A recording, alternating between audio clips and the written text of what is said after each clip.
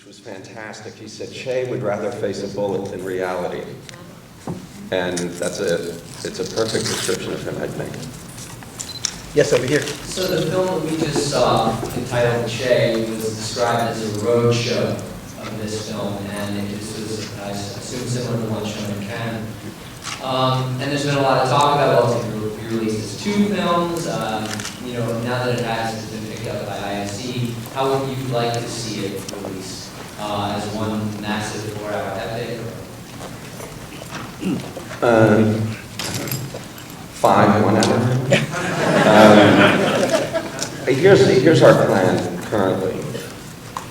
That whenever the movie enters a specific market, New York, LA, San Francisco, Chicago, Dallas, that for 1 week on 1 screen, you can see it like you just saw it.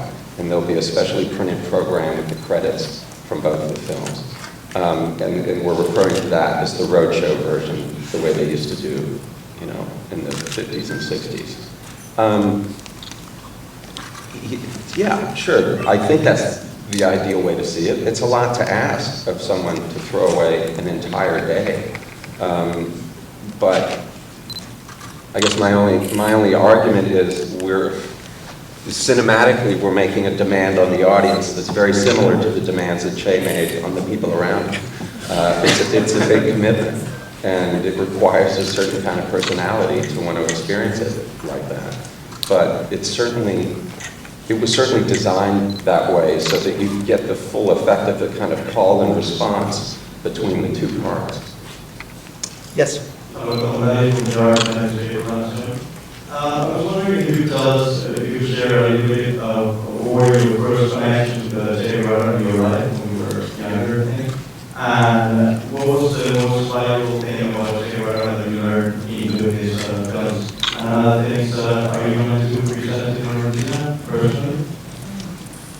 Well, I think like most people in this country, I first heard Che's name, you know, in history class at school, when you would get that sort of quick sketch of the history of Cuba.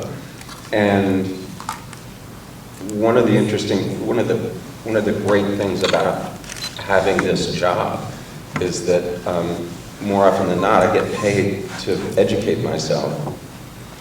And a lot of the details of the Cuban Revolution, obviously, were not known to me. I thought that it was basically all Fidel, that I didn't know anything about these other groups that were trying to do the same thing. And my idea of Che was from those images of him near the very end of the Cuban Revolution with the beret and the cast on his arm. I had no idea about this transformation from being the medic to, you know, becoming a leader. And I think the thing that I learned about him that was interesting to me was what a hard ass he was. Talking to the people that fought alongside him, one of the doctors that he fought with also had a great quote. He said, "You had to love him for free." And he just described how uncompromising he was. Most people wanted to be in Camilo's column because he was fun. Che was just a very, very strict disciplinarian, and there was no moment where he sort of dropped the ideology, even in a sort of personal one-on-one situation. A lot of people found him sort of cold and distant. So Benicio and I talked about that a lot. That he really only reserved the warmer side of his personality for when he was in the doctor mode. And when he was in the sort of leader, comandante mode, he was really, really harsh. And I can understand why. The stakes are pretty high. As far as going to Argentina, we're trying to figure that out now. We're trying to figure out this sort of the South American tour. The releases all around the world are kind of staggered, so we're still trying to figure that out. The film is opened in Spain so far, and that's it. It was complicated But we knew it would be. I mean, look at it. And it took a couple of people sticking it out for a long time and just believing in the ultimate commercial viability of the brand of Che. I mean, that's the weird paradox about this guy. Here he is, he's the icon of sort of Marxist-Leninist economic ideology, and you stick his face on anything and it sells.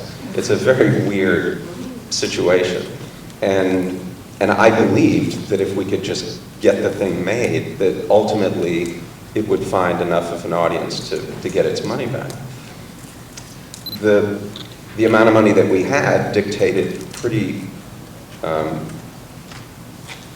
pretty strict shooting schedule. We had 39 days for each part. And to put that in the context of something else that I've made, that's fewer days than it took me to shoot the first Ocean's film. So we had to move very, very quickly. And there are aspects of that I really think are great, and there are aspects of it that are difficult to accept, but we didn't have any choice.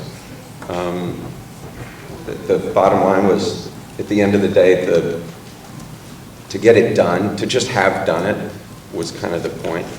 So we got through it. The principal sources of funding were French and Spanish as well as US? Yes. Wild Bunch, which is a French sales and production company, and Telecinco, which is a very large Spanish television and film production company, both came in.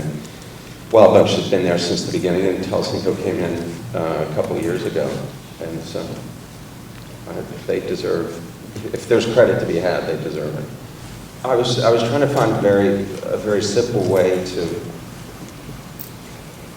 create a different sensation for each part. So the wider frame, the more what I consider to be a more Hollywood format, I thought was more appropriate for the Cuban Revolution, because it really had the trajectory of a sort of classic Hollywood war film. 82 guys start out, then they're down to 12. It looks like they're not going to make it, but they do. Everything that needs to go right goes right. They get all the breaks. And I honestly wanted it to have more of a traditional Hollywood aesthetic, including the music and the cutting. And the second film, I wanted to feel less settled, where you felt like the outcome was not clear even from the beginning. So I used the 1.85 frame, which is a little less wide, and went all handheld, and sort of gradually through the second part, the camera finally starts to get closer to him until he's in the schoolroom, and we end with the biggest shot of him in the film, which is the last time we see him. So it really, again, was just, it seemed to me a very simple way of sending a different message to the audience about what each part was going to feel like.